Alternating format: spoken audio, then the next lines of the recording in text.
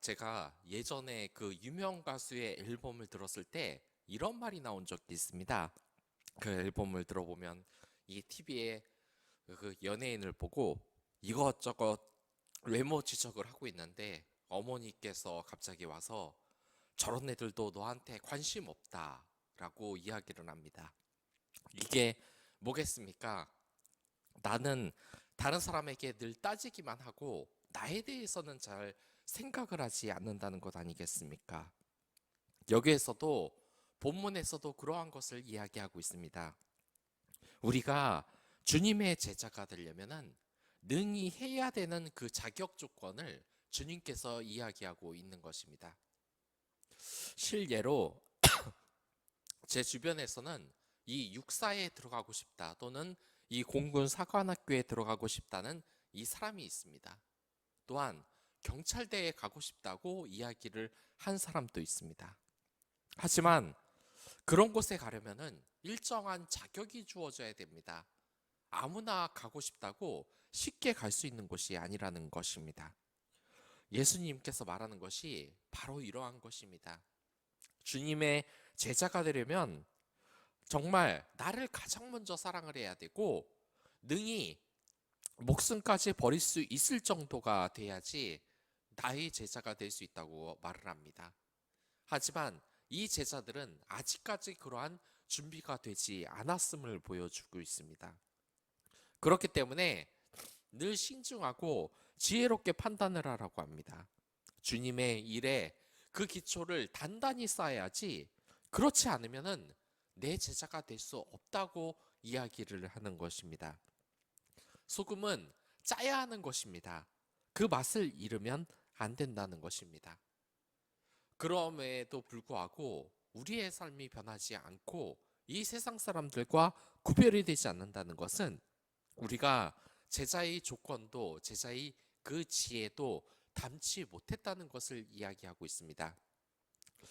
혹은 이런 말을 하는 청년들도 있었습니다. 목사님, 저는 정말 이 그리스도인으로 살고 싶은데 살 수가 없습니다. 어떡하죠? 근데 이 질문을 했다는 것 자체가 그 사람이 이미 제자의 조건을 가지고 있다는 겁니다. 왜냐? 사실 그것조차 깨닫지 못하는 사람들이 너무나 많기 때문입니다. 이 교회 공동체에서 자신의 생각, 자신의 위, 자신의 화를 주체하지 못하고 남에게 함부로 대하는 그런 성도들도 아직 있는 반면 내가 자격이 없는데 어떻게 하나님의 사람이 될 수 있을까? 끝없이 고민하고 또한 이 제자가 되기 위해서 어떻게 해야 되느냐고 묻는 사람들도 있는 겁니다. 이런 것으로서 이 제자의 조건, 제자의 지혜가 시작하는 겁니다. 지혜 있는 자는 자신이 많이 한다고 말을 하는 사람이 아닙니다. 오히려 하나님께 지혜를 구하고 자신의 부족함을 인정하는 사람이 진짜 지혜자인 것입니다.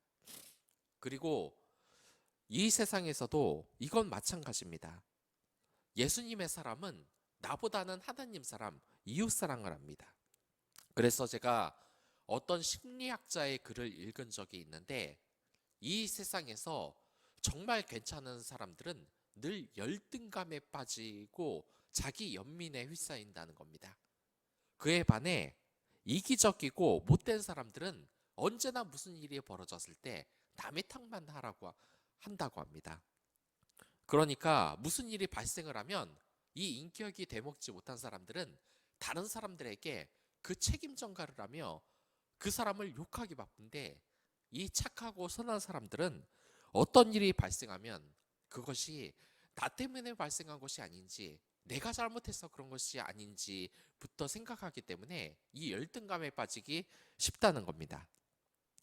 그러면 우리는 우리의 그 모습을 봐야 됩니다.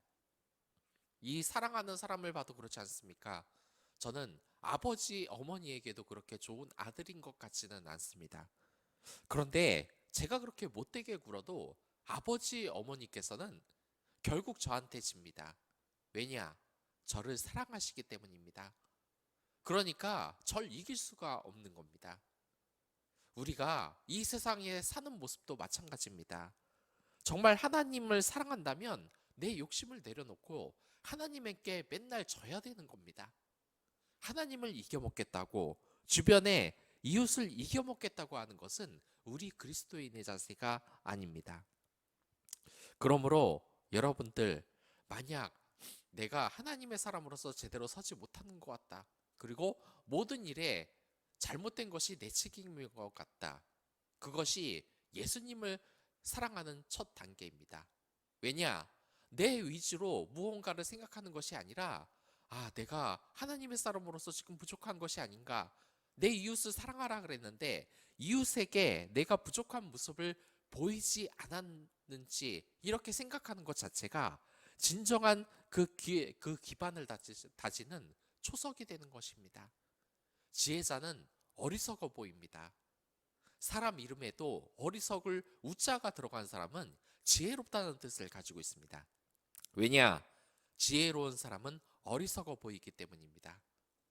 우리들은 이 세상에서 똑똑한 모습을 보이는 게 아니라 멍청한 모습을 보여줘야 됩니다. 어떤 일이 발생하면 그 원인의 책임을 다른 사람에게 돌리지 않고 나에게 돌리는 이 책임감과 우직함이 필요한 것입니다. 이제 그러한 마음을 얻고 어떻게 해야 되지? 내가 하나님의 사람으로서 부족하다고 생각하면 걱정하지 마시기 바랍니다. 그것이 바로 주님의 그 성령님이 주신 마음입니다. 그 마음을 가지고 계속해서 더 기도하고 말씀을 읽고 우리 이웃에게 친절한 말 한마디를 하시기 바랍니다. 그럼으로써 여러분은 성령의 가마가 되어 새롭게 태어나게 되는 겁니다. 주님의 마음을 갖고 이 세상에 주님만을 위해 내 목숨을 걸 수 있는 그러한 사도들처럼 우리들도 그런 마음을 가질 수 있는 겁니다. 신지롱하고 지혜로운 판단을 하고 싶습니까? 정말 지혜로운 사람이 되고 싶습니까? 천국에 가고 싶습니까? 그렇다면 주님께 기도하십시오. 그분의 마음을 달라고 말입니다. 이 제자들이 지금 이렇게 모자랐지만 나중엔 주님의 합한 사람이 된 이유는 바로 기도와 말씀으로 그 성령의 감화를 받았기 때문입니다. 그 성령의 능력으로 우리 모두 이 세상의 어려움을 이겨나가기 바라겠습니다. 언젠가 코로나는 끝납니다. 또한 이 시련도 끝납니다. 천국의 그날을 위하여서 정말 이 주님의 제자로서의 초석을 다시는 여러분들이 됐으면 좋겠습니다. 그럼 다 같이 기도하도록 하겠습니다.